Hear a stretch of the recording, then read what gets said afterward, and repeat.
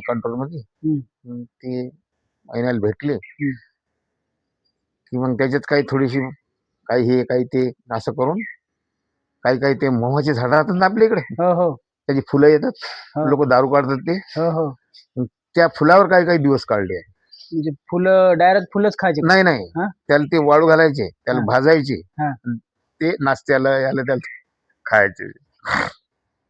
मग आई जायची वावरात हम्म. या घाती. हम्म.